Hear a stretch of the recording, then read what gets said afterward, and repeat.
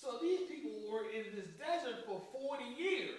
So he says, remember how you were in the fields where the Lord led you. And while he was leading, what he was doing was humbling you. Because pride can get in the way.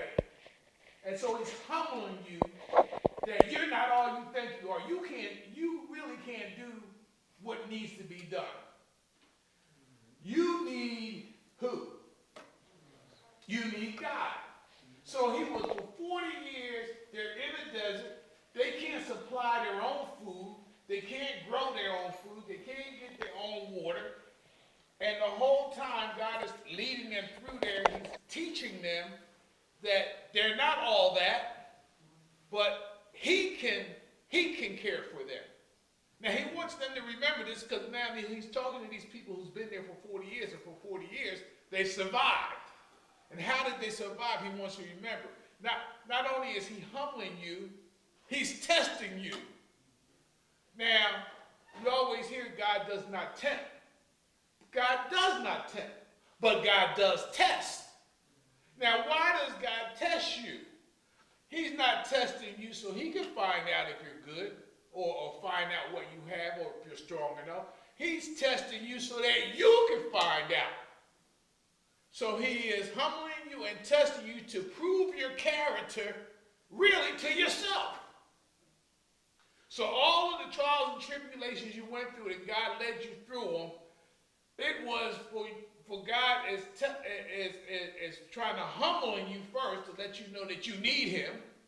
Second of all, to test you so that you can realize that what's really in your heart, who you really are. You'll know through some hot trials and tests whether you're going to stand or whether you're not. But the test is for your benefit. Now, most of the time you get a test in school, it's after you've been prepared, right? And so with God, he's already gave his laws role. He's already showed himself.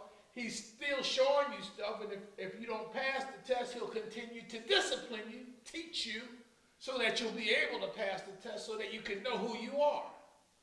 So now it says, he led you through those years in the desert to humble you, test you, and to prove your character, and to find out whether or not you would obey his commands.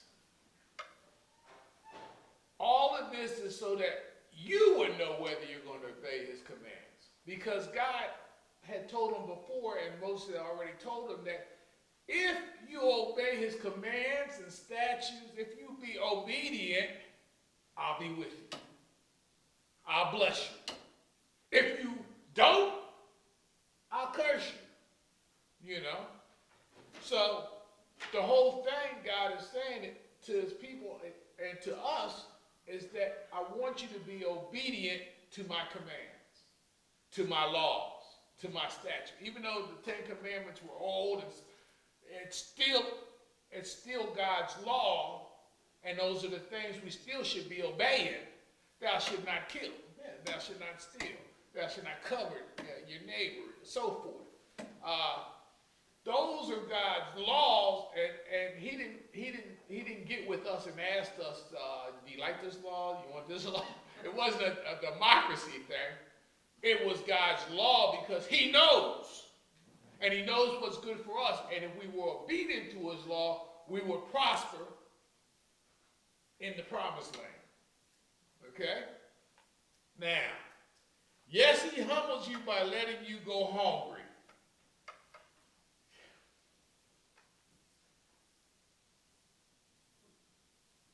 He let people go hungry because that's something inside of you that now you'll want. You'll either steal food, you'll either do anything for food when you're hungry, right? Food is just one example. Hunger is one example. A lot of trials you might go through is something that you'll try to provide for yourself because you can't wait for God. So these people were hungry, and they felt hungry, but God fed them. Right? He fed them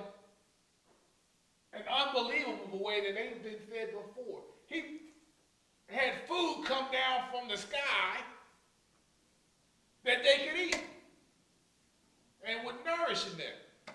And you know what the people called it, right? What they call it? Manna. You know what manna means? What is this? Because they've never seen this before. It had never been done before. This is a miracle. And God had already gave the rule, you can eat as much as you want for that day. Don't save nothing. On the 6th day, I'm going to give you so much manna, it'll be enough for 2 days. You can hold off something for the next day because the Sabbath, you didn't do no work. So he supplied them food, and they said it tasted, I don't know how they know, like wafers with honey or something, but whatever it was, it provided all the nutrition that the body needed. So God caused them to go hungry because they were in the desert. Well, they're going to go hungry sooner or later anyway. But he fed them. And that was proven to them day by day that God will provide what they need. Now, Jesus, when he came through, there was a time after he was in the wilderness for 40 days, when he fasted for 40 days.